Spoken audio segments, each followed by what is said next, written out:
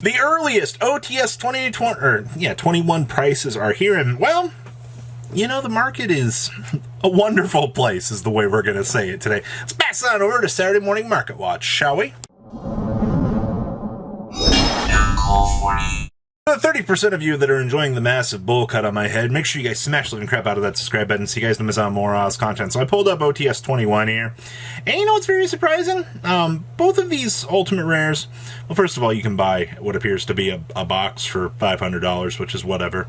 And then they're charging $170 for the Sprite Blue and $170 for the Reno Heart. Yeah, you know what's crazy? There was a Fenrir in here. There was. There really was. And I'm actually pretty sure that it actually sold. Somebody paid $168.31 for that Fenrir. Wow, yep. I don't think that they're going to go this much. Like, this is actually insane. Also, you know, these boxes been selling for $500. That's pretty much the norm for an OTS pack of this scale. So, very, very interesting. Super Rares, $11 for the Hydrant. Why would you charge more for the Rescue Ace higher, like the HQ, than a Merly? Like, what? That's so bad. I see that everything's basically $7. I like how all these tier cards, and then they up the price on this. Huh. Okay, the black for the counter. Everything's pretty much unified here across the board. So, interesting to see that somebody actually pulled the trigger on a very early version of this. Do I think that the prices are going to hold at this point? Absolutely not. I don't think anything that you see here, except for maybe these, might hold like a $7 price tag. Kind of doubtful with the ban list looming around the corner, because we don't know. Konami's been very notorious for reprinting cards, you know, in a higher upgrade and then axing them, you know, in an upcoming month or so for a list. Herald of Orange. So I would definitely keep that in mind, but crazy right now what's going on back here with this. All right. So, Photon Hypernova coming on around the corner here. All of you Photon players, I'm sure, are massively excited to get the chance to upgrade your deck. Well, if you're a new Photon player and you've been excited, bad news for you. Photon Orbitals actually cost I would relatively say insane amount of money. Like, I don't think that this card deserves to be $15.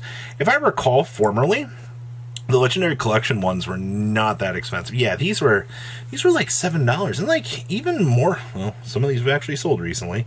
That's actually disgusting. Yeah, your $15 to $16 is incredibly insane for that. Like, but once again, I mean, you have casual players that are very excited to get the chance to pick up the upcoming product. I understand that, but this is kind of a big punch in the face. So, I mean, good news. Hey, if you want to go make some quick money really fast, this is a pretty good opportunity to do so. So, Ghosts from the Past, the second haunting, Magnificent Mavens. If you guys have been kind of paying attention to, you know, what's kind of been going on here, some of these little cards are becoming penny stonks now, aka they're flourishing into some sort of value here. And well, Whitebeard actually has touched $2. As you can see, we've already had sales this morning of these. But you're looking to basically $3 post shipping at this point, just for Whitebeard, which once again is kind of interesting. I mean, when you toggle on over to the rest of the Plunder Patrol stuff, I mean, Lice here has been kind of like the most expensive bits and pieces remaining of the deck. Blackbeard here is $1 now. Your original copies from iGas for Whitebeard, both copies have looked like they've synced up here. So you're looking at $2 now. Plunder Patrol Booty, still a good $2 to $3 card. Emblem, this is actually kind of interesting. These are over $1 now. Okay. The Moric is $3. That's kind of interesting.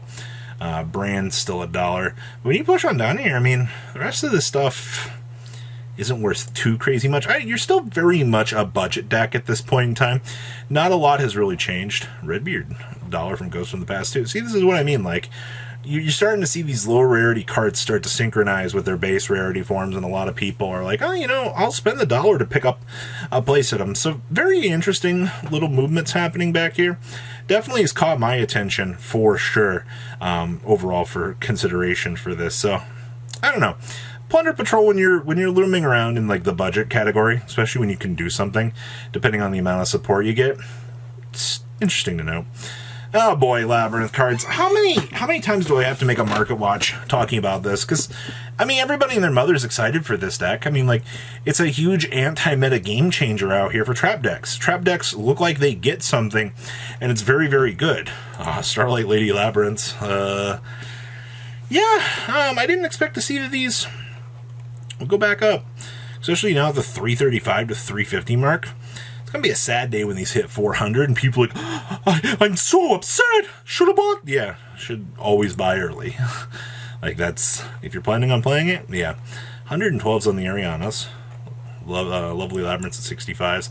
This is what I want to touch on though. Welcome Labyrinth. These are now $40 and they're very much cruise controlling. So, and they are not letting up. Look at that curve go. You know, these were a consistent $43 to $40. I see that a few other people are trying to list some very low quantities of them. I think that's fine.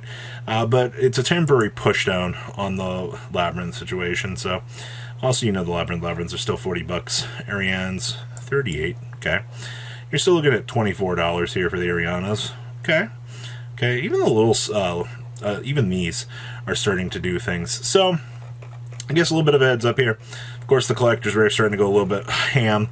Welcome Labyrinth, still pretty short on quantities, and I don't think you're going to see a cooldown anytime soon on these. It's kind of sad. Oh, boys, you know what's very interesting about this? So, the Collector's Rare now has 55 listings of these. You guys remember when these were $500, like, not even a couple months ago? Well, these have been pushing down, and they're not stopping on the push-down train. You're already down to $375 for lowest near mint. That's a $100 shave off in terms of value, but that's actually not what we're here for. The super rare version of this is what's been gaining a decent amount of value. This thing is going pretty crazy, actually. See, somebody just bought one for $5 this morning. Interesting, but for the most part, these are $3.38, $4, essentially, in terms of everything.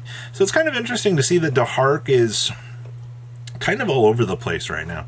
I didn't necessarily expect to see, you know, the amounts of craziness that's kind of been ensuing with this, but alright. I mean, to be fair, it is literally the best charmer of them all for the interactions that it brings to the table. Infernal Knights. You know, these collector's rares are still $37, which is interesting. The thing I wanted to bring to everybody's attention is Charles here. We're down to 33 listings for this guy. And I'm not really sure what's going on here, whether or not maybe there's some sort of hype building with this. But, you know, Charles did get the reprint. He is a pitiful rare. But the ultra listings are starting to disappear off of the face of the planet. So if you're an Infernal Noble Knight player and you haven't picked up your higher rarity copies of Charles yet, I get you might be missing out here. Oh, yeah, this is spicy. We've talked about this a couple times. Yeah, this is the hot new Cashier attack. It passes on over to your opponent. Somebody actually paid $25 a piece for these. Yep. Nightmare Corruptors have actually hit that point now. Good stuff. $13 for the Ultras. I really hope you have these, because if you don't, up and away. So with Evenly getting reprinted, I've had a few people ask me, you know, is it time to sell these? Looking at these being like $14, I wouldn't sell these. I'd keep these. These for $10. I mean, when you're already hitting like $9 for these, I don't think it's worth it to sell them. I'd rather just keep them. Now, if you're playing around in the original first egg category, I don't know, I think you're in a different beast as it is. Because, you know, there is no high rarity of this right now. $32 is what you've had.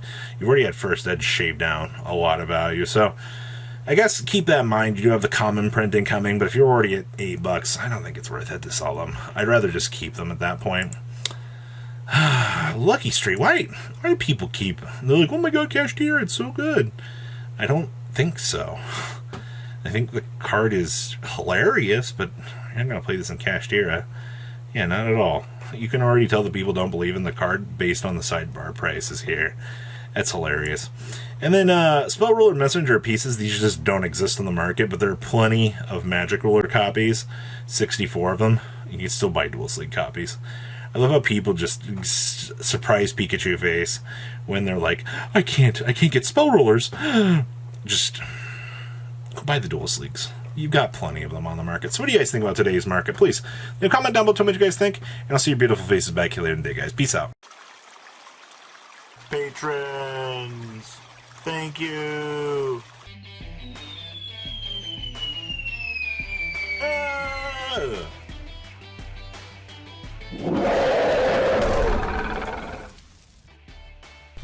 Thank you so much for watching. Check out these other videos.